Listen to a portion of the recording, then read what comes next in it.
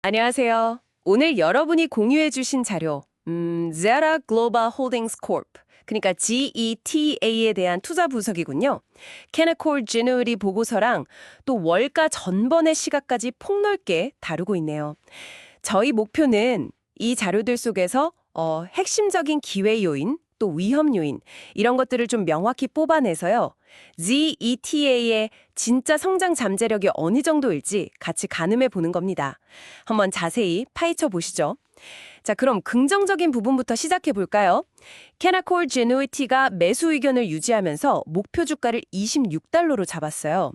이게 7월 1일 종가가 15달러 조금 넘었으니까 70% 이상 상승 여력을 본다는 건데 최근에 주가가 꽤 빠졌는데도 이렇게 강하게 보는 근거가 뭘까요? 좀 공격적인데요. 네, 그 자신감이 사실 지라를 다루는 월가 애널리스트들 사이에서는 꽤 뭐랄까 일반적인 분위기입니다. 한 14명에서 16명 정도 되는 애널리스트들 대다수가 강력 매수 아니면 매수 의견이거든요. 평균 목표 주가도 보면 한 25달러에서 30달러 사이. 그러니까 현재 주가보다 60%에서 많게는 100% 이상 오를 수 있다고 보는 거죠. 100%요. 네, 심지어 최고 44달러까지 보는 시각도 있고요. 특히 최근 3개월 리포트 16개 중에 매도 의견이 하나도 없었다는 점.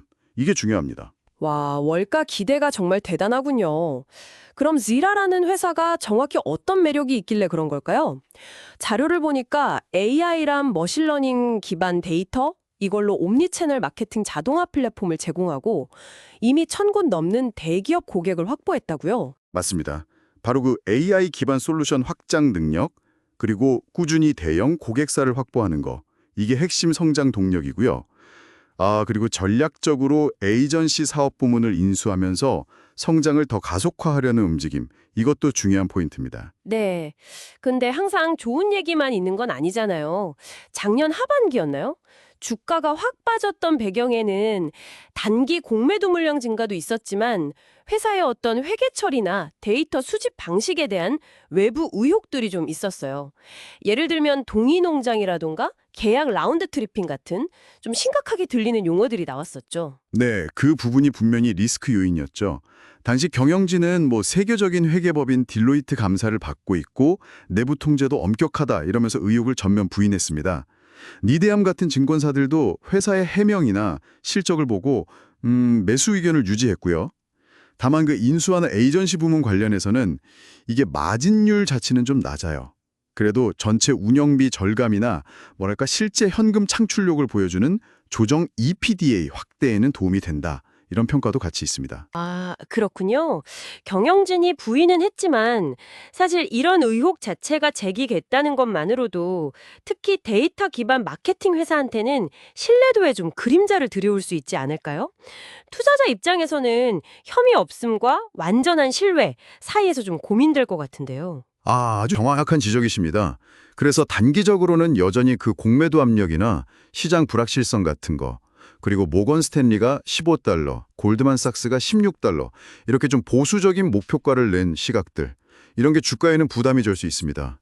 그 논란의 여파가 완전히 가셨다고 보기는 아직 좀 어렵죠. 하지만 장기적인 전망은 또 다르다는 말씀이시군요. 그렇습니다. 장기적인 그림은 여전히 밝게 보는 시각이 훨씬 우세합니다.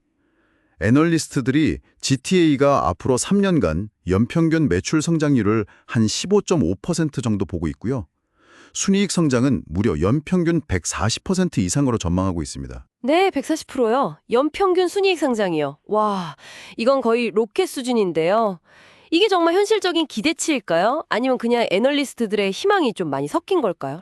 하하, 미래는 알 수 없죠, 당연히. 하지만 AI 기반 마케팅 시장 자체가 워낙 크게 성장하고 있고 또 GTA의 기술력이나 고객 기반을 고려했을 때 아주 불가능한 수치는 아니라고 보는 겁니다. 물론 그 과정에서 변동성은 당연히 감수해야 하는 부분이고요. 예상 자기자본 이익률, ROE도 29% 이상으로 아주 높게 보고 있고요. 네, 자, 그럼 정리해보면 GTA는 AI 마케팅이라는 아주 매력적인 분야에서 정말 인상적인 성장세를 보여주고 있고 월가의 지지도 상당히 강력하게 받는 그런 기업이다. 탄탄한 고객 기반 실적 개선세도 분명하고요. 네. 하지만 동시에 단기적인 주가 변동성 위험, 그리고 과거에 있었던 논란의 잔존 영향, 또 일부 사업의 수익성이 상대적으로 낮다는 점, 이런 것들은 신중하게 고려해야 할 위험 요인인 것도 분명합니다. 그러니까 높은 성장 잠재력과 그 이면에 있는 리스크 사이에서 균형점을 잘 찾아야겠죠. 오늘 저희가 살펴본 이 GTA 사례가 어떻게 보면 성장주 투자의 본질을 잘 보여주는 것 같아요.